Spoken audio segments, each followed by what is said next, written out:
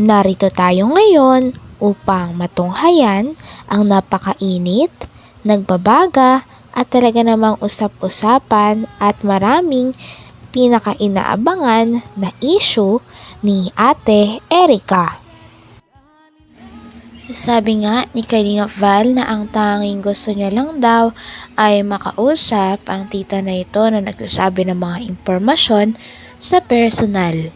Ayaw niya daw kasi na sa social media nagpaparinigan. Kaya ang gusto niya ay face-to-face daw. Dapat ang sagutan tungkol sa problema na ito. Nang sa ganon ay maayos daw ito at mapag-usapan ng maayos. Kalagayan. Hello kay Ruin Name. Kamusta ka, Day? Alam nyo, Day, Ruin Name. Alam kong may sagot ka. Alam kong may sagot ka doon sa mga paratang. Sagutin mo siyempre yon, pero di ko kailangan magsagot ka dyan sa social media. Ang gusto ko face to face. Face to face, tulad ni Chorba. Face to face yung sagot. Yung paratang baga, halimbawa ganito.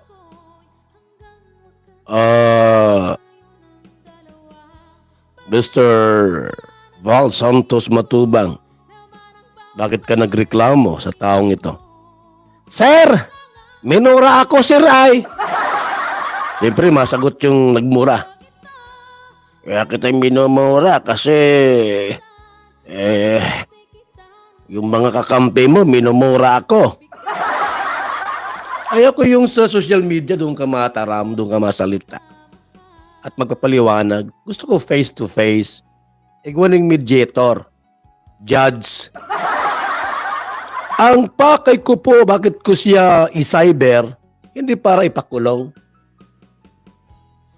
Hindi para magpakulong.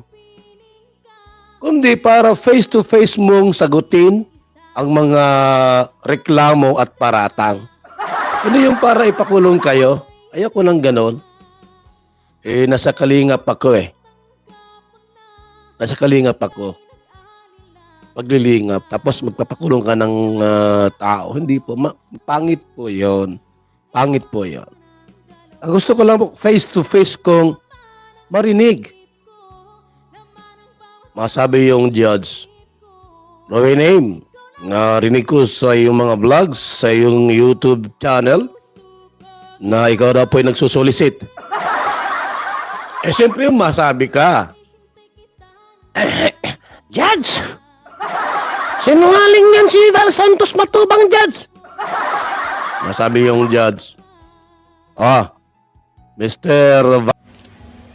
Talagang hanggang ngayon ay ang issue ni Ate Erica sa pagitan ng kanyang pamilya ay hindi pa rin natitigil. Talagang habang patagal nga ng patagal ay mas nagiging intense nga at parang mas lumalala ang mga nangyayari. Kaya naman nandito rin si Kalinga Val upang pag-usapan ng mga issue na kumakalat sa kanila at gusto lamang rin ni Kalinga Val na maging malinaw din at maayos na ang koneksyon ni Ate Erica sa kanyang pamilya lalo na sa mga taong nagagalit sa kanya.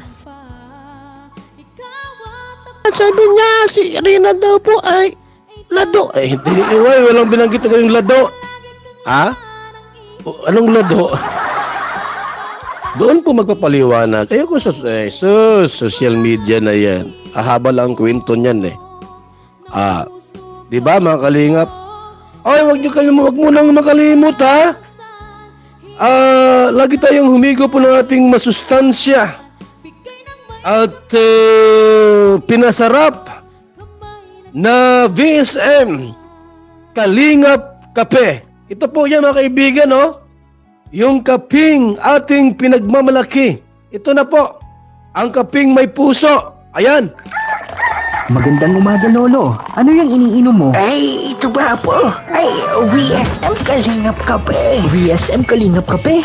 Bago yan, Lolo ah. Oo, apo. Ang kapeng may puso at maraming benepisyo sa ating kalusugan. VSM Kalingap Kape 9-in-1 Healthy Coffee Mix. Ang kaping may puso. VSM Kalingap Kape. Sa mga gustong umorder, tumawag lamang sa numero ni Kuya Val 0929-1132-469. VSM Kalingap Kape. Ang kaping may puso. VSM Kalingap Kape.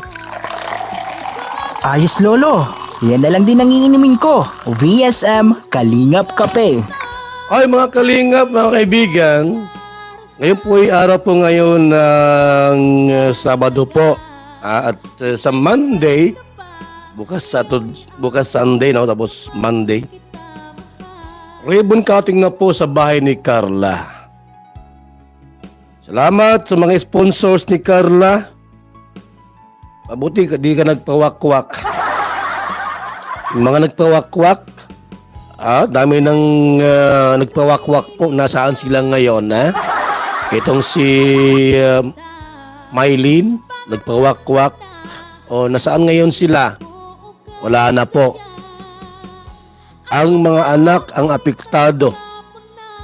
Nagpawakwak po sila. Nagtiwala sa mga sponsor na may maitim na puso. Ano nangyari po ngayon kina Mylene? Malipat-lipat. Sa pagpapatuloy ng ating istorya ay sinasabi nga ni Kalingap Val Santos Matubang na ang mga tao daw at ang mga Kalingap Angels o mga tao na tutulungan ng Kalingap ay sagana daw talaga yan sa tulong. Kung hindi man sa pera ay sa mga pagkain at package na pinapadala ng mga sumusuporta sa kanila dahil din sa pag-vlog sa kanila ng Kalingap. Kaya naman kung may ibang lumilipat ay talagang mali din ang desisyon nila. Lipat ng bahay. Walang sariling bahay. Hindi tulad noon. Sagana sa package. May magandang bahay po. May masarap na pagkain. Under po ng pangalaga ng Team Kalingap. Nagpawakwak mga kaibigan, ha? Nagtiwala sa mga sponsor na mayroong may itim na budhi. Tuloy ngayon, iniwan ng mga sponsor. Ano nangyari sa kanila? Wala ng bahay po. May iyo. Ha? May iyo. Ay, Kuya Bal, bakit walang bahay? Basta may iyo, okay na ako dyan. Bakit? Makatik ka kasi. Masabi sa'yo, ma-interview. Mylene, bakit bagay ginawa mo yan kina Kuya Bal Santos Matubang? Maganda-ganda ng buhay mo. Tapos, umalis ka. Nagpawakwak ka. Hindi bali na. Kahit ako umalis sa kanila, may iyo naman ako. Bakit wala kang iyo sa Kalingap? Wala. Ayaw nilang mag-asawa ako ay. Paano ako? Anong iyo ko? Yun lang. Ha? May anak ka baga? May anak kang, ilan baga anak ni mo? Gulping Maray. Diba? Di balik walang iyo. Mano ko na lang Bitamax. Yan, Bitamax baga ng mga Kalingap. Mahal kita, ha? Ubari mo na yung panty mo. Wag! Nandahan na! O, ganun lang panoodin mo. Huwag ka naman para iyo, eh. Sus! Alam mo, kaibigan, pag ikaw po may mag-asawa na, single mom, o single mom bagay ni, pag mag-asawa kayo, matik po na yung mga beneficiary ta, yung monthly allowance tinatanggap mo, aalisin na po natin yan. Kasi mayroon ka na ay. May iyo ka na. Ano napakaswerte mo naman? Mayroon ka ng... Hanggang dito na lamang muna ang ating napakainit, nagbabaga, pinakainaabangan at usap-usapan na latest issue ni Ate Erica. Maraming salamat sa inyong panonood. Hanggang sa muli. Bye!